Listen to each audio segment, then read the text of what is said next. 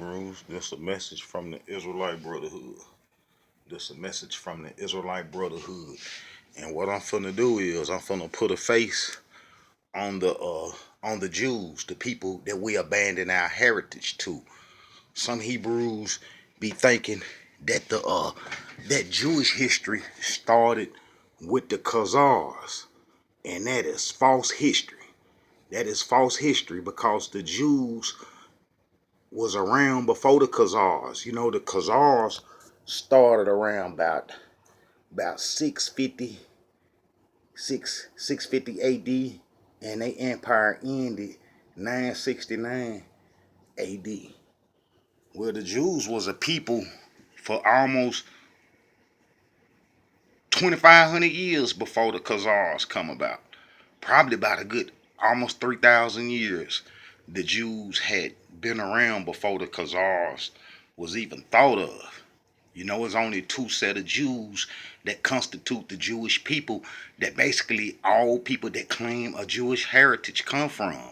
These are non-Israelites. And Hebrews be confused because when you start speaking on Hebrew history, you go straight to the myths.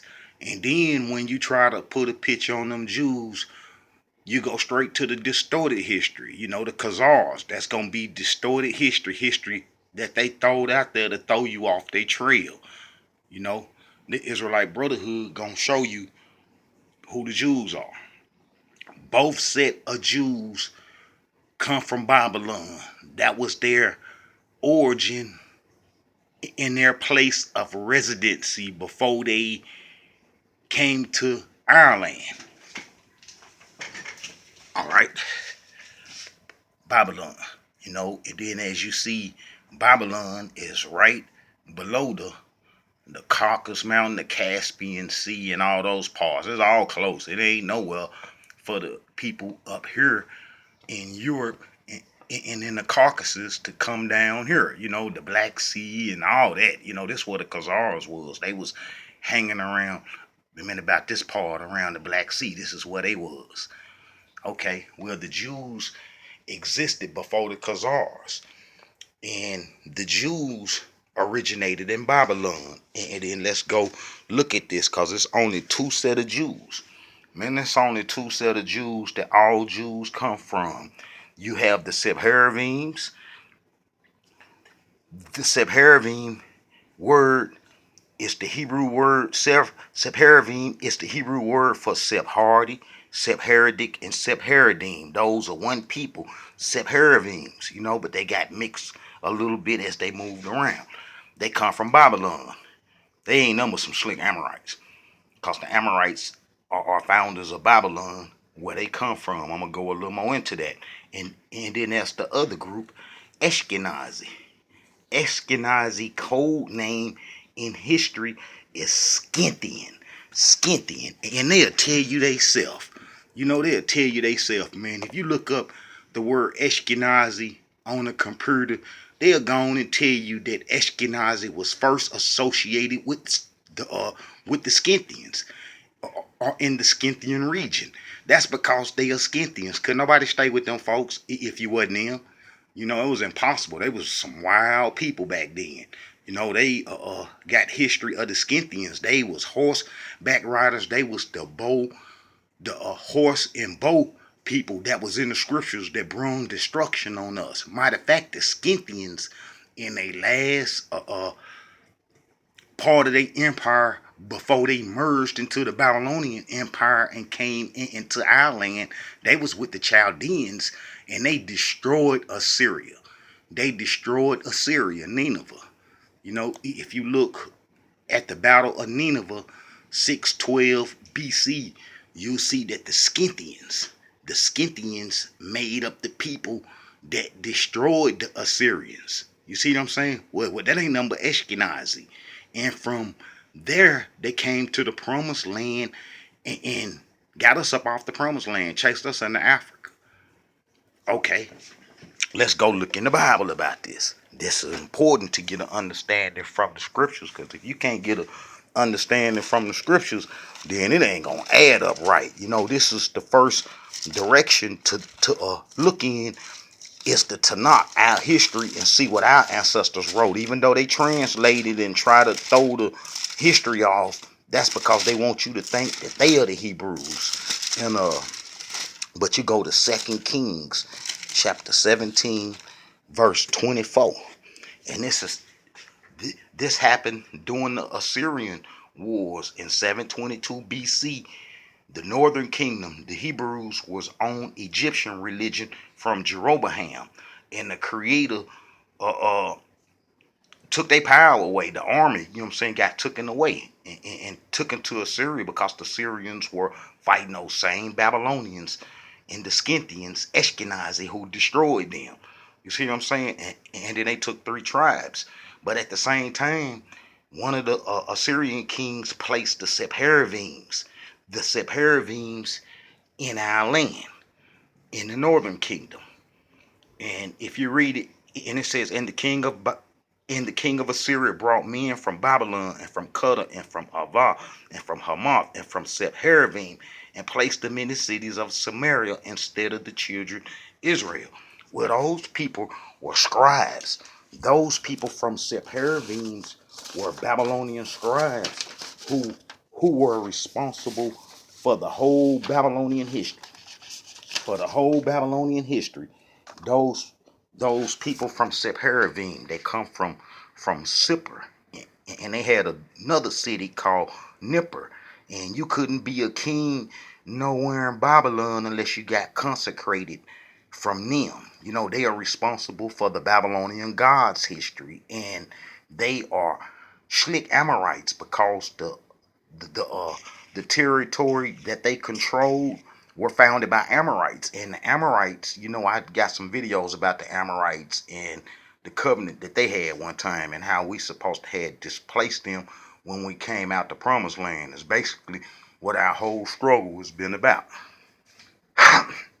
Okay, those people from Sepharvaim is from Sippar and Nippur. They was placed in our land in 722 BC. That's going to be Sepharvaim covers Sephardic, and Sephardim. The Sephardim is going to be mostly mixed with the Arabs with a little African tint to them. The Sephardic going to be the ones mostly mixed with Europeans and you know, people of like southern Europe. In the Sephardi is gonna be like the pure like Amorites, you know what I'm saying, and all the other tribes, the Moabites and all those folks that got mixed, and then mixed with the other folks, and then they mix with some of those Scythians too. Ashkenazi in the Sephardi groups do mix. Okay, in 722 BC, the Sepharvaims was placed in our land because we were slipping on the Egyptian religion. And when we went into Africa in the book of Jeremiah in 588 BC, we abandoned our heritage to them. You see, and then when we went into Africa or were chased into Africa, it was done by the Scythians, Ashkenazi. You know, the Ashkenazi made up the Chaldean army, and they chased us into Africa. If you go to 2 Kings chapter 25, verse 26, and it says, and all the people, both small and great, and the captains of the armies arose and came to Egypt, for they were afraid of the Chaldeans. Well, those same Chaldeans that destroyed Nineveh chased us into Africa, and they had Scythians. That's the code word for Ashkenazi as members. And they both originated from Babylon.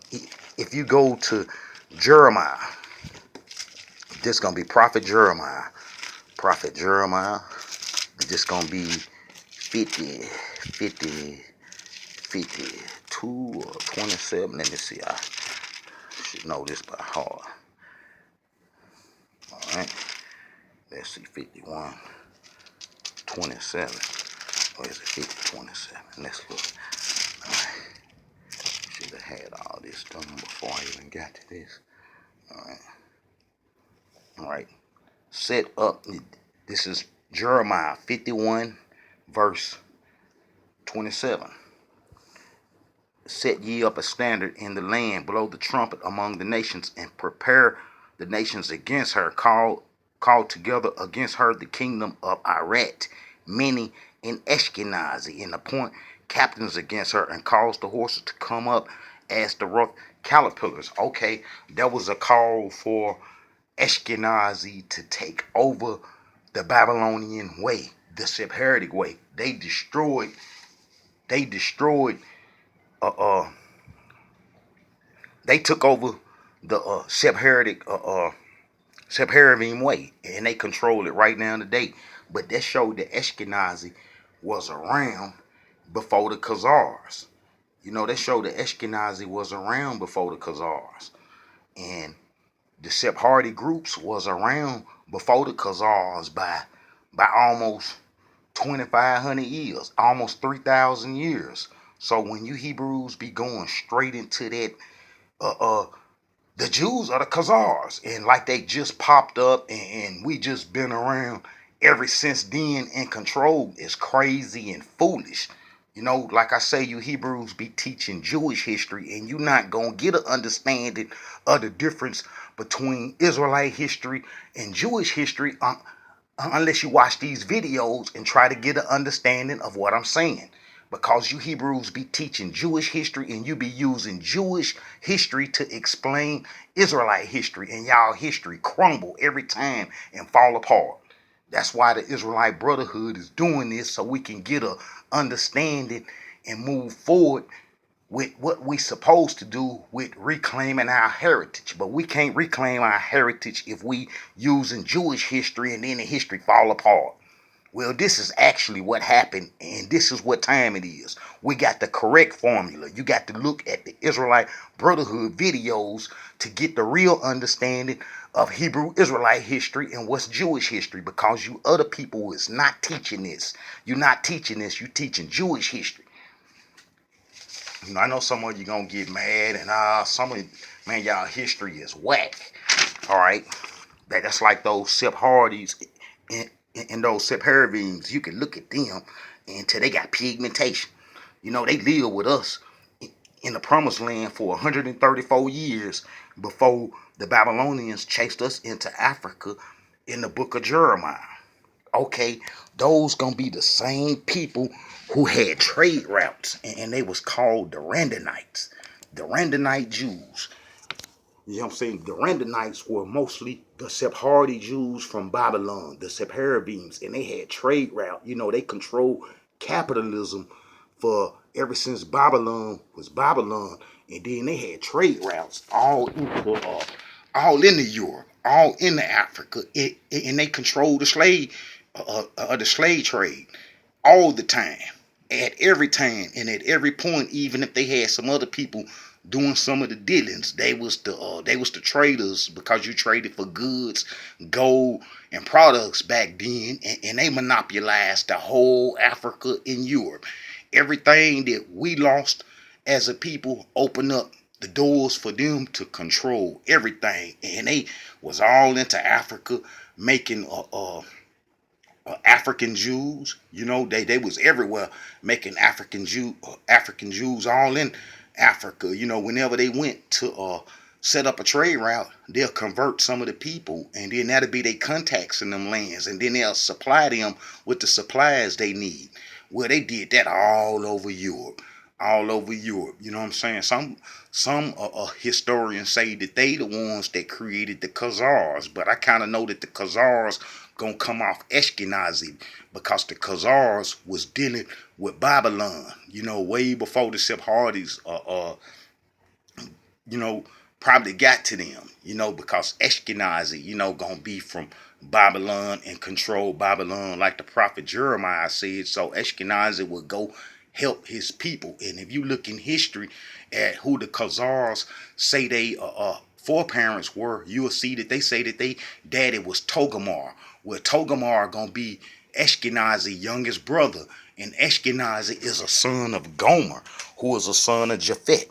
Those people, got messed off with those with the Cain people that had fled the hot flaming sun and swore to Africa, the Garden of Eden, and went up into them Caucasus Mountain and hid. Well, Japhet territory was in them parts, and they made it with them Nephilims and them Raphalims, the people that had Tazarot, because the Creator put a mark on Cain. You know, Cain gonna be the first white man. You know what I'm saying? And the Creator turned him white, and then his descendants would mix with Japhet, and they would become like one. You know, that's why come Japhet descendants got Tubal and Tubal Cain and all those type names, because they was associated together back in the days. And the Nephilims mixed with them. See, the Nephilims couldn't come down to a certain part because it was hot in Africa. The environment wasn't habitable to their skin conditions, so they kind of like lingered in the promised land in the mountains and hiding in all kind of ways. Well, they affected those Canaanites. You know what I'm saying? And the Amorites. And the Amorites went abroad and mixed with those Nephilims and Raphalims, as can be seen in Sodom and Gomorrah. You know, in the scriptures, you know, the Tanakh history cover everything. And you have to understand the difference between Jewish history and Hebrew Israelite history in order to understand the Tanakh history and appreciate it like it's supposed to be. All right. All right. Let's go look in Genesis. It's going to be Genesis 10. All right, Genesis 10. And the sons of Japhet, Gomer, Magog, Mahadi, and Javan, Tubal, and Mashich. All right. And the sons of Gomer, Ashkenazi, Raphat, and Togarmah. All right. Togarmah going to be the Khazar's father. So Ashkenazi going to hook them up with our history. And Ashkenazi come in with the Chaldeans. You know, Ashkenazi come in with the Chaldeans when they chased us into Africa in 588 BC. So, you know, you Hebrews have to understand the difference in who the Jews are and what happened to us. You know, we could put a face on it now. But Ashkenazi code name in history is Scythian. Scythian is the Ashkenazi people. You know, those were the people who chased us into Africa during the Babylonian wars. They controlled the Babylonian Empire. You know, I'm going to go into that history later on and get a little more into detail.